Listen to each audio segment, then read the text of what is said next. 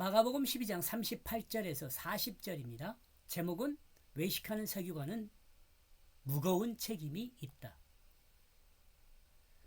35절에서 37절에서는 서기관의 가르침과 예수님의 가르침에 대해서 이해하지 못한 백성들에게 다윗의 말 시편 110편 1절입니다.를 통해 정리하였습니다. 그리고 이 정리한 내용은 그리스도는 혈통적으로 다윗의 자손이지만 영적으로는 다윗의 자손이 아니라는 것으로 결론을 내렸습니다. 그리고 예수 그리스도는 하나님의 우편에 앉아 계시며 대적자들이 예수님의 발 아래 엎드릴 때까지 하나님 우편에서 우리를 위해 중보자로 있다는 그것을 가르치고 있습니다. 이는 주님의 현재 창조된 우주 통치자라는 그것을 가르칩니다. 이는 주님이 현재 창조된 우주의 통치자라는 그것을 가르치는 것입니다. 여기서 지금 말하지 않고 있는 것이 있는데 예수 그리스도가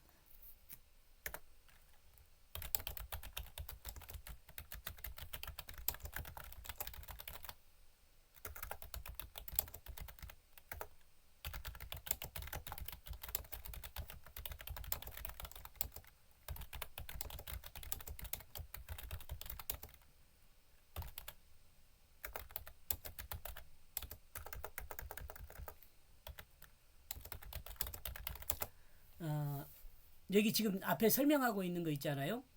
이것을 이해하는 그것을 이해하려면 예수 그리스도가 하나님 말씀을 실체라는 그것을 잊지 말고 이해해야 합니다.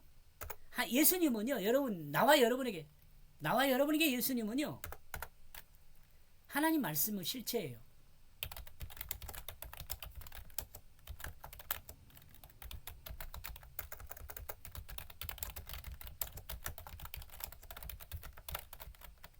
실체입니다.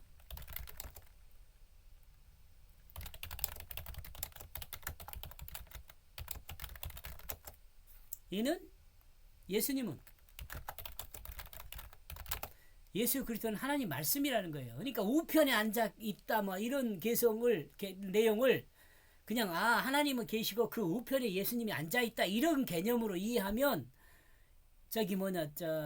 성경을 이해할 수가 없어요. 그러니까 하나님 우편에 앉아 계시다는 그 말을 뒤에 또 설명을 할 것입니다만은 하나님 말씀으로 존재한다. 하나님의 온전한 진리의 말씀으로 존재한다. 이렇게 이해를 해야 돼요.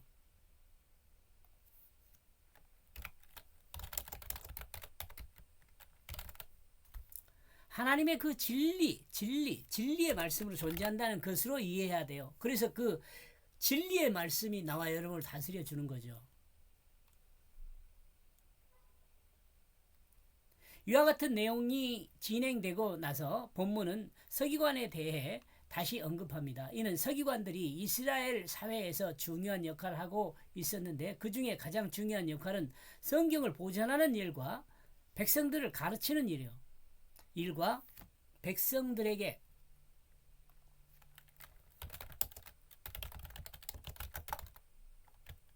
하나님 말씀을 가르치는 일을 했어요. 예수님은 이 가르치는 부분에서 서기관들의 문제점이 있다는 것을 지적하고 있습니다.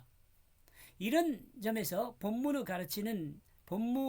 가르치는 자의 그 문제점에 대해 가르치는 것이라고 할 수 있습니다. 그리고 그리스도인이 세상을 어떻게 바라보고 살아야 할 것인지에 대해서 그 틀을 제공해주고 있습니다. 마가복음 12장 38절요. 예수께서 가르치실 때 가라사대 긴 옷을 입고 다니는 것과 시장에서 문안받는 것과 이제 계속됩니다. 제가 이건 그 개역 성경이었고요. 이건 제가 번역한 겁니다. 그리고 그가 그 자신의 그 백성에게 가르칠 때에 그는 말하고 있다. 그가 그 자신의 백성, 예수님께서 하나님의 백성에게 가르칠 때 하신 말씀이에요. 주님이 가르치는 대상은 확장되었다고 볼 수 있고 다른 한편으로는 축소되었다고 볼 수 있습니다. 이 확장되었다는 것은 여기 설명한 거 봅시다. 주님이 가르치는 대상이 확장되었다고 볼 수 있는 이유는 12 제자에서 그 자기 백성으로 그 폭이 넓어졌다고 생각할 수 있습니다. 그리고 다른 한편인 가르치는 대상이 축소되었다고 볼 수 있는 그것은 많은 사람을 대상으로 복음을 증거하는 가르침이지만 자기 백성이라고 규정하고 있다는 점으로 보아 있다는 점을 보아 그 규모가 축소되었다고 볼 수 있습니다. 이게 아죠? 이해하시겠죠? 정리하면 뭐 그런 거예요. 예수님께서 가르치는 것은요, 하나님 백성에게 가르치는 거예요. 예수님께서 제자들을 가르치는 것도요, 하나님을 백성을 가르치기 위해서 가르친 거라는 거죠. 주님의 그 자기 백성이라는 그것은 주님을 주로 믿는 자를 말합니다. 나와 여러분이죠.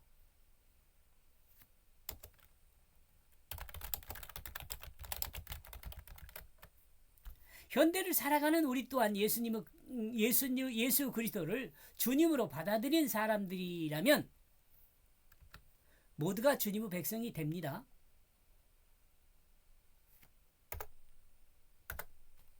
그렇다면 우리는 이 부분에서 이 가르침이 바로 우리 자신에게 말씀하신 것임을 알아야죠. 이것을 나와 여러분에게 주신 말씀으로 알아야 한다는 거예요. 주님은 자기 백성이 세상을 어떻게 바라봐야 할 그것인가에 대한 한 관점을 말해줍니다. 세상을 어떻게 바라봐야 할 그것인가에 대한 그것인가의 제가 이 대안이란 말을 많이 쓴 것 같아요. 할 그것인가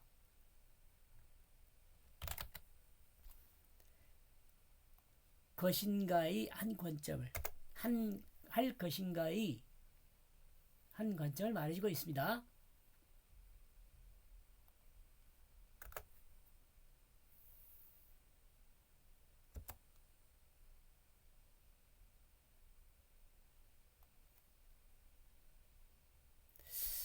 바라봐야 할 것인가의 한 관점을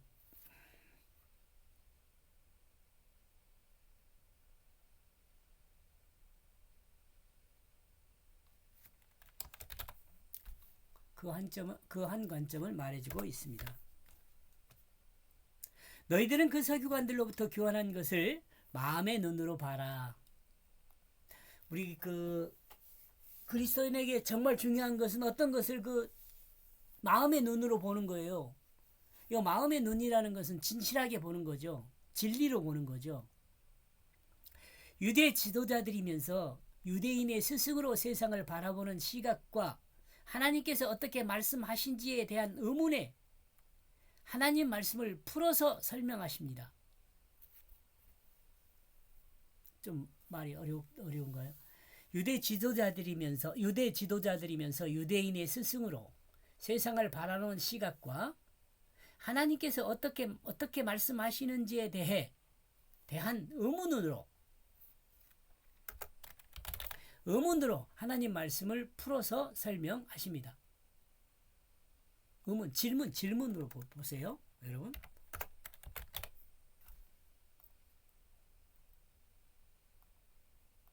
한다. 그리고 하나의 관점으로 세상을 읽어서 하나님의 선택된 백성이 어떻게 살아야 할지 방향을 제시해 줍니다. 이와 같은 아주 중요한 선지자와 같은 역할을 한 사람들이 서기관입니다. 서기관들이 아주 중요하죠. 이 시대로 말하면은 목사님들이 이와 같은 역할을 해요. 그러므로 서기관들은 많은 학식과 하나님의 말씀을 맡은 자로서 권위를 가지고 있을 수 있습니다. 이런 점에서 서기관들은 백성들로부터 존경을 받았으며 또한 선망의 대상이 되었을 수 있습니다. 이런 유대 백성 중 예수 그리스도를 주로 시인하고 따르는 주님의 백성들에게 서기관들을 어떻게 바라볼 것인가에 대한 하나님의 관점을 제공하면서 하나님 백성의 그 마음의 눈을 뜰 수 있게 가르치고 있다고 할 수 있습니다. 문장이 길어서 좀 그렇죠? 이런 유대 백성 중 예수 그리스도를 주로 시인하고 따르는 주님의 백성에게 서기관들을 어떻게 바라볼 것인가에 대한 하나의 관점을 제공하면서 하나님의 백성의 그 마음의 눈, 하나님 백성의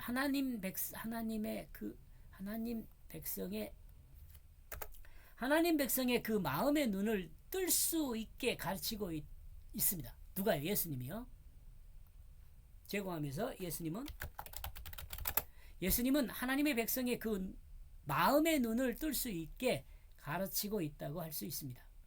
마음의 눈이란 어떤 것을 의미한 것일까? 1차적으로 우리가 생각할 수 있는 그것은 육체적인 시각이 아니라는 것은 알 수 있습니다. 눈으로 보고 즉흥적으로 경험한 것이 아닙니다. 자신의 지식과 지혜를 통해 진실을 보는 눈이라고 할 수 있습니다. 그러므로 마음의 눈이란 성령의 관점이라 할 수 있습니다. 조금 도약된 면이 있네요. 자기 육체를 따른 시각, 욕심을 따르는 시각이 아니라 하나님의 부르심에 합당한 말씀이 행하는 그것을 보는 것입니다. 하나님의 그 부르심에 합당한 말씀의 뜻을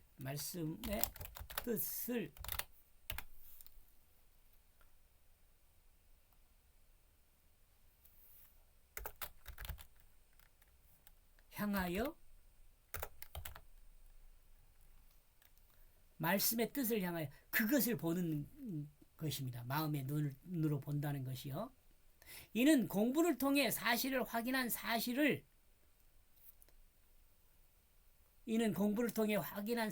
보는 눈이라 할 수 있습니다. 공부를 통해 사실을 확인한 그 사실을 보는 눈이라 할 수 있습니다.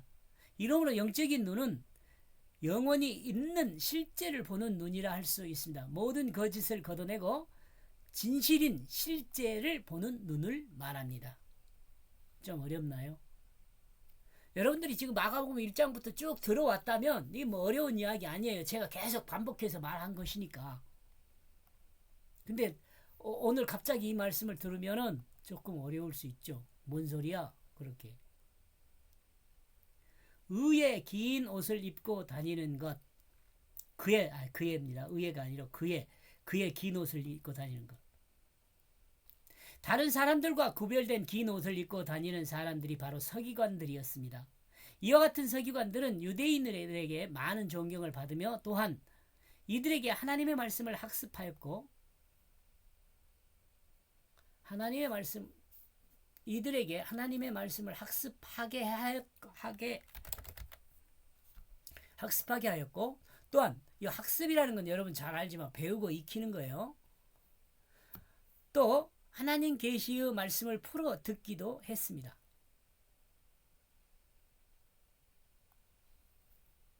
듣기도 한 거예요.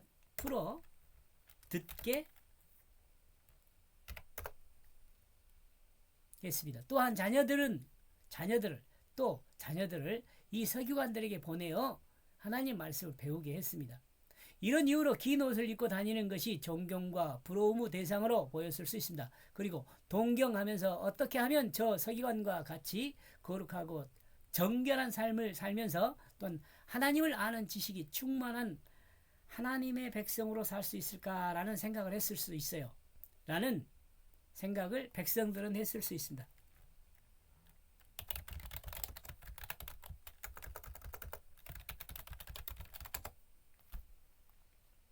여러분은 어때요? 그리고 그 시장 안에서 문안 받는 것. 시장, 이는 많은 사람이 왕래하는 대표적인 장소라고 할 수 있습니다. 그리고 이 많은 사람이 왕래하는 곳에는 사람의 문안 인사를 받을 수 있는 사람이라면 그리고 이 많은 사람이 왕래하는 곳에서 사람들에게 문안 인사를 받을 수 있는 사람이라면 이는 많은 명성을 가지고 있는 서기관이라 할 수 있습니다. 그리고 그 많은 사람과 서로 관계로 삶의 문제와 또한 가족의 문제 그리고 신앙의 문제 등을 언제나 상의하기를 원하는 서기관일 것입니다.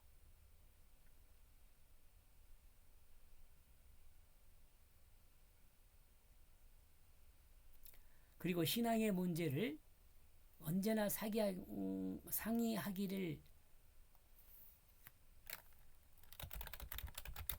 백성들이 원하는 그 서기관일 것입니다.